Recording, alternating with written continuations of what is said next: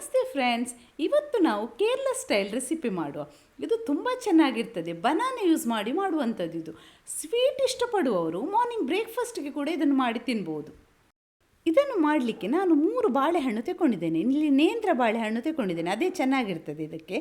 ಮತ್ತು ಇದನ್ನು ಸ್ಟೀಮ್ ಮಾಡಿ ಬೇಯಿಸಬೇಕು. ನಾವು ಬನಾನವನ್ನು ಒಂದು 10 ನಿಮಿಷ ನಾವು ಸ್ಟೀಮಲ್ಲಿ ಹಾಗೆ ಬೇಯಿಸಬೇಕು. ಮತ್ತು ಅದು ತಣ್ಣಗಾದ ಮೇಲೆ ನಾವು ಅದರ ಸಿಪ್ಪೆ ತೆಗೆದಿಡಬೇಕು.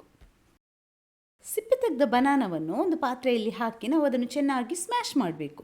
ಮತ್ತು ಅದನ್ನು ಸೈಡಲ್ಲಿ ಇಟ್ಟು ಬಿಡುವ. ಇನ್ನು ಬೇರೆ ಇದಕ್ಕೆ ಏನೆಲ್ಲ ಸಾಮಗ್ರಿಗಳು ಬೇಕು ಅಂತ ನೋಡುವ.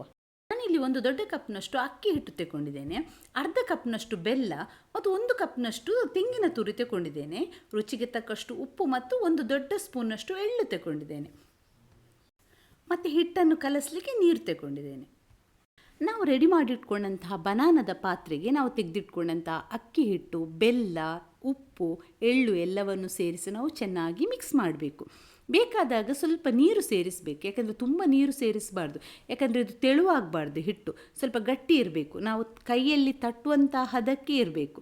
ಹಾಗಾಗಿ ನೋಡಿಕೊಂಡು ನೀರು ಸೇರಿಸಬೇಕಾಗ್ತದೆ. ಮತ್ತು ಇದೆಲ್ಲವನ್ನು ನಾವು ಚೆನ್ನಾಗಿ ಮಿಕ್ಸ್ ಮಾಡಿ ರೆಡಿ ಮಾಡಿಟ್ಕೊಳ್ಳುವ. ಇದನ್ನು ಬಾಳೆ ಎಲೆಯಲ್ಲಿ ಮಾಡೋದ್ರಿಂದ ನಾನು ಹಿತ್ತಿಲಿಂದ 1-2 ಬಾಳೆ ಎಲೆ ಕೊಯ್ದು ತಂದೆ. ಮತ್ತು ಇದನ್ನೀಗ ಬಾಡಿಸಬೇಕು ನಾವು ಸ್ಟೌವಲ್ಲಿ ಇಟ್ಟು. ನೋಡಿ, ಈ ರೀತಿ ಬಾಳೆ ಎಲೆಯನ್ನು ಸ್ಟವ್ ಮೇಲೆ ಇಟ್ಟು ನಿಧಾನವಾಗಿ ಅದನ್ನು ಬಾಡಿಸಬೇಕು. ಎಲ್ಲ ಎಲೆಗಳನ್ನು ಈ ರೀತಿ ಬಾಡಿಸಿ ರೆಡಿ ಮಾಡಿಟ್ಕೊಳ್ಳುವ. ನಾನು ಬಾಳೆ ಎಲೆಯನ್ನು ಚೆನ್ನಾಗಿ ಬಾಡಿಸಿ ಕ್ಲೀನ್ ಮಾಡಿ ಈ ರೀತಿ ಚಿಕ್ಕ ಚಿಕ್ಕದಾಗಿ ಕಟ್ ಮಾಡಿಟ್ಕೊಂಡಿದ್ದೇನೆ. ಈಗೊಂದು ಬಾಳೆ ಎಲೆ ತೆಕ್ಕೊಂಡು ನಾವು ರೆಡಿ ಮಾಡಿಟ್ಕೊಂಡಂಥ ಹಿಟ್ಟಿನಿಂದ ಸ್ವಲ್ಪ ಹಿಟ್ಟು ತೆಕ್ಕೊಂಡು ಈ ರೀತಿ ಸ್ಪ್ರೆಡ್ ಮಾಡಬೇಕು. ಇದನ್ನು ಕೈಯಲ್ಲೇ ಸ್ಪ್ರೆಡ್ ಮಾಡಬೇಕು. ಮತ್ತು ನಾವು ಅದನ್ನು ಫೋಲ್ಡ್ ಮಾಡಬೇಕು ಮತ್ತು ಸ್ಟೀಮಲ್ಲಿ ಬೇಯಿಸಬೇಕು. ನೋಡಿ, ಈ ರೀತಿ ಸ್ಪ್ರೆಡ್ ಮಾಡಿ ಮತ್ತು ನಾನು ಈಗ ತೋರಿಸುವ ರೀತಿ ಫೋಲ್ಡ್ ಮಾಡಬೇಕು. ನೀವು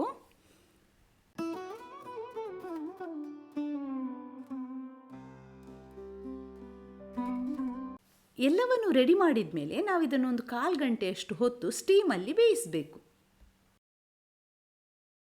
ಹೀಗೆ ಮಾಡಿದರೆ ಬಿಸಿ ಬಿಸಿಯಾದ ಆರೋಗ್ಯಕರವಾದ ಬನಾನದ ತಿಂಡಿ ರೆಡಿ ಆಯಿತು.